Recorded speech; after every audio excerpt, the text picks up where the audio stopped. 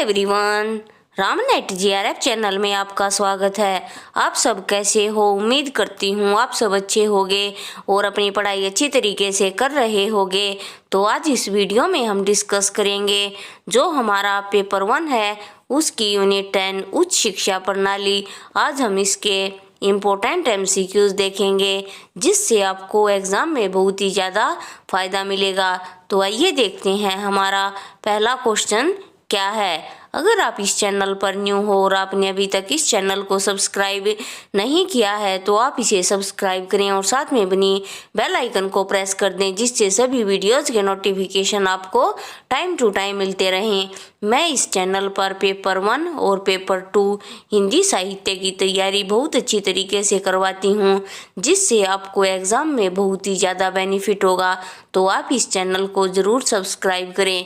तो आइए देखते हैं हमारा पहला क्वेश्चन क्या है। इससे पहले मैंने हायर एजुकेशन की बहुत सारी वीडियो अपलोड की हैं, एमसीक्यूज़ की भी और कंसेप्ट वाली वीडियोस भी। अगर आपने वो नहीं देखी हैं तो आप उन्हें ज़रूर देखें। जो कंसेप्ट की वीडियोस हैं उनसे आपके बहुत सारे कंसेप्ट क्लियर होंगे और एग्ज़ाम में आपको इसका बहुत ही ज़्यादा फ़ायदा होगा। और जो एमसीक्यूज़ वाली क्लास हैं वो भी आप ज़रूर देखें और इन्हें एक मॉक टेस्ट की तरह सोल्व करें। तो आइए इसमें देखते हैं हमारा पहला क्वेश्चन क्या है। भारत में विश्वविद्यालय खोलने की सर्वप्रथम सिफारिश किसने की? ए मैकाले विवरण पत्र ने, बी वुड के घोषणा पत्र ने, या सी हंटर कमीशन ने, या डी सैडलर कमीशन ने। तो क्वेश्चन में पूछा गया है कि भारत में जो विश्वविद्यालय खोलने की सबसे पहले सिफारिश किसने की थी? तो इसका राइट ऑप्शन होगा हमारा बी वुड के घोषणा पत्र ने। नेक्स्ट क्वेश्चन है, निम्नलिखित में से किन दस्तावेजों को भारत में अंग्रेजी शिक्षा का मैग्ना कार्टा के रूप में कहा जाता है या जाना जाता है? ए चार्ल्स वुड प्रेषण, बी मैकाले मिनेट और उसके बाद है सी माउंट एलिपस्टोनमेंट, या डी वर्धा प्रणाली। तो जो इसका हमारा राइट ऑप्शन होगा वो होगा ए चार्ल्स वुड प्रेषण को अंग्रेजी शिक्षा का मैग्ना कार्टा कहा जाता है। और ये क्वेश्चन मोस्ट इम्पोर्टेंट है। ये क्वेश्चन कई बार एग्ज़ाम में आया हुआ भी है और आगे भी आ सकता है। तो आप ये ध्यान रखें कि अंग्रेजी शिक्षा का मैग्ना कार्टा किसे कहा जाता है? तो चार्ल्स वुड प्रेषण को कहा जाता है। नेक्स्ट क्वेश्चन है, निम्न कथनों पर विचार करें। पहला है, एलिपस्टोन रिपोर्ट को उच्च शिक्षा निर्धारित करने की पहली नीति माना गया। दूसरा है, एलिपस्टोन रिपोर्ट में अंग्रेजी और यूरोपियन विज्ञान के पाठ्यक्रम को भारतीय स्कूलों में पढ़ाने की अनुशंसा की थी। और तीसरा पॉइंट है, 1834 ईस्वी में बम्बई एलिपस्टोन संस्थान की स्थापना की गई। उपरोक्त कथनों में से सही कथन हमें बताना है। तो कूट देखते हैं क्या क्या दिए गए हैं कि ए केवल एक, बी एक और दो, सी दूसरा और तीसरा, और डी है पहला दूसरा और तीसरा। तो इसका जो हमारा राइट ऑप्शन होगा वो होगा डी, यानी पहला दूसरा और तीसरा ये तीनों ही कथन हमारे सही हैं। तो आइए इनको एक बार देख लेते हैं।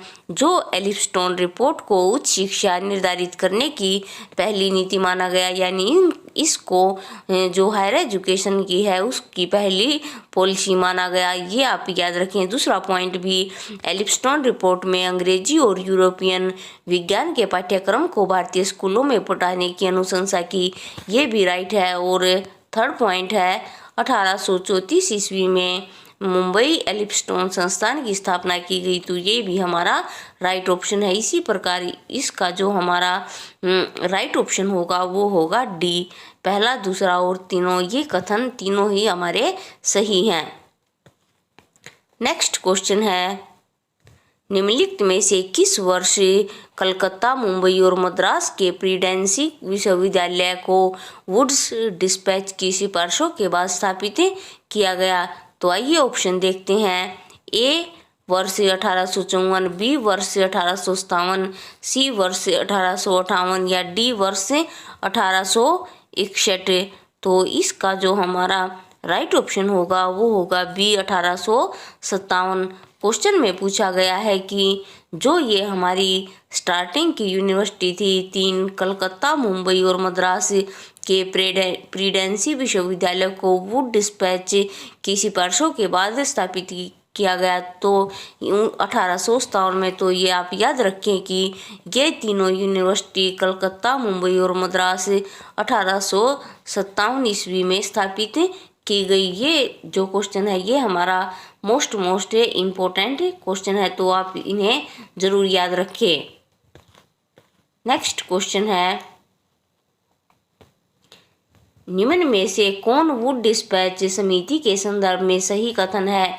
पहला है ए, इसे भारतीय शिक्षा का मैग्ना कार्टा कहा जाता है। बी, महिला शिक्षा को प्रोत्साहित करने की इस समिति ने अनुशंसा की थी। या सी, अध्यापक प्रशिक्षण संस्थान खोलने की अनुशंसा की थी। या डी, उपरोक्त सभी। तो जो ये वुड डिस्पैच है, इसकी जो ये समिति बनी थी, इसके संदर्भ में कौन से कथन सही हैं? तो इसका राइट ऑप्शन होगा हमारा डी, ये तीनों ही कथन वुड डिस्पैच कमेटी के बारे में सही है। तो इसमें पहला क्वेश्चन है, जो पहला पॉइंट है हमारा, इसे भारतीय शिक्षा का मैग्ना कार्टा कहा जाता है, ये भी राइट है। और ये हमने ऊपर जो क्वेश्चन देखा था उसमें पढ़ा भी था। और दूसरा है, महिला शिक्षा को प्रोत्साहित करने की इस समिति ने अनुशंसा की थी, यानी सिफारिश की थी। और तीसरा पॉइंट भी हमारा सही है, अध्यापक प्रशिक्षण संस्थान खोलने की अनुशंसा किसने की थी? वुड डिस्पैच समिति ने। तो इसके तीनों ही हमारे राइट ऑप्शन हैं। नेक्स्ट क्वेश्चन है, सहायता अनुदान प्रणाली की सिफारिश किसके द्वारा की गई?